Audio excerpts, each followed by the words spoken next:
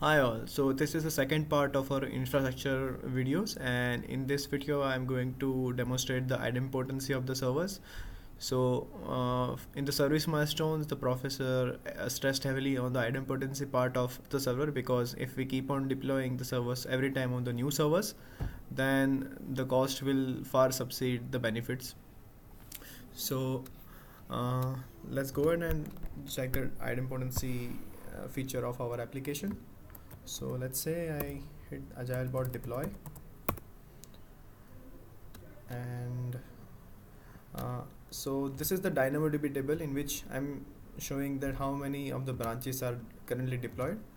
So only branch 4 is deployed right now, and IP data table is basically store the IP table of the specific branch, and once the branch is deployed, it is stored in the deployed branch. So branch 4 is deployed.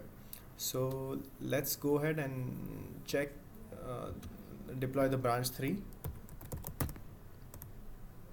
So as soon as I'll hit the branch 3, my Jenkins server will receive one job. So as you can see over here, the job has started. And so once we go to console.output, we can see that it has started branch 3 checking out. Here it is, switch to branch 3. Then it started the build package process, the npm install process. Then I'm running the post build task, and in which I am creating the scripts. So since the branch 3 was not there, I have created the new instance that you can see right now over here. So if we go to DynamoDB table and check the IP data table and wait for it, so the branch 3 is now deployed. It's created on 34.230.38.131 server, but since it's not deployed yet, in deploy table you won't see anything. So this is our new server in which we are going to deploy checkbox. So when we go back to checkbox once more, we can see that the Ansible script for the checkbox has started.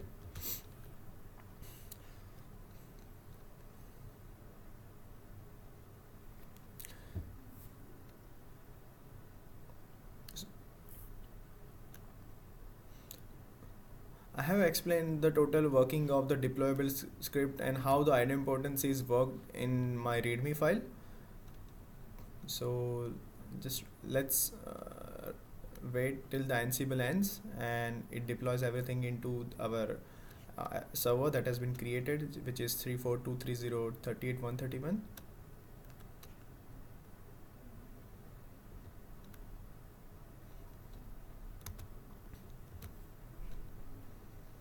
So if I go right now to this particular IP address, it won't show me anything because nothing has been deployed yet.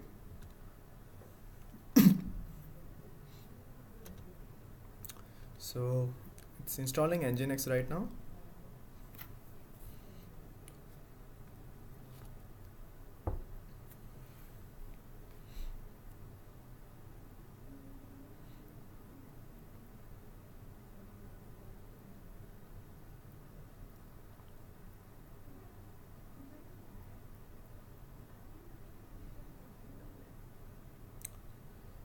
So we can see that the application has been deployed,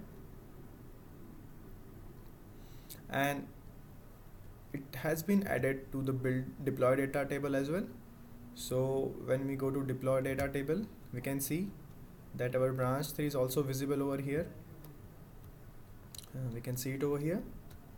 And so when I click over here and hit this particular URL,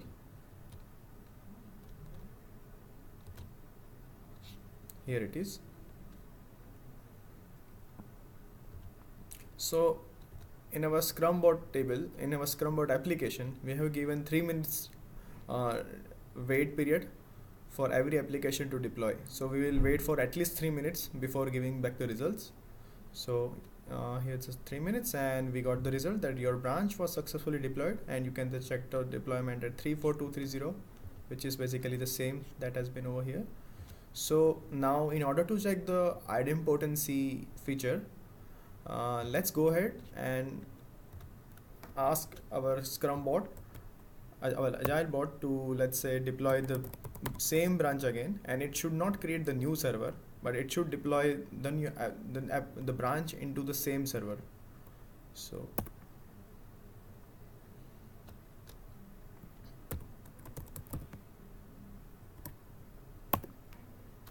once again, we'll go to the dashboard, and we can see that another build has been generated.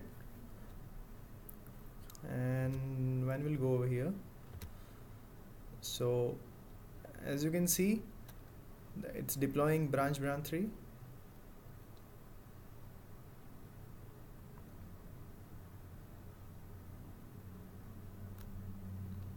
So as you can see over here, it did not create any new server. Instead, it just took this IP address and started deploying the application on the existing server.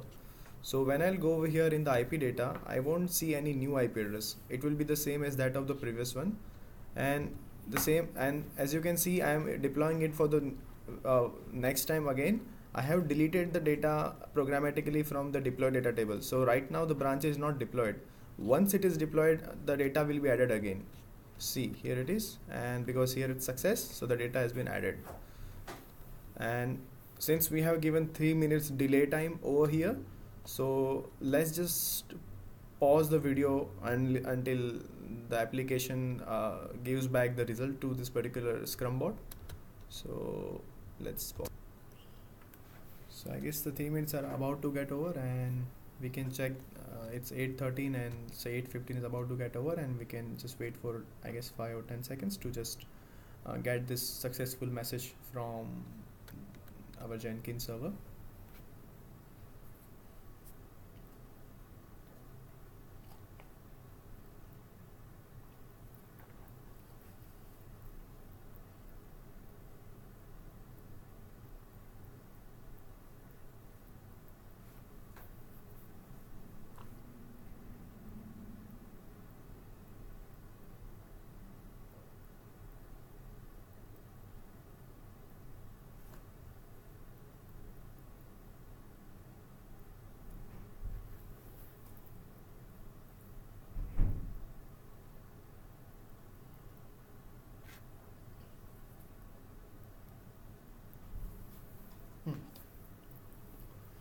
So we got the message that your branch is successfully deployed to the same IP address.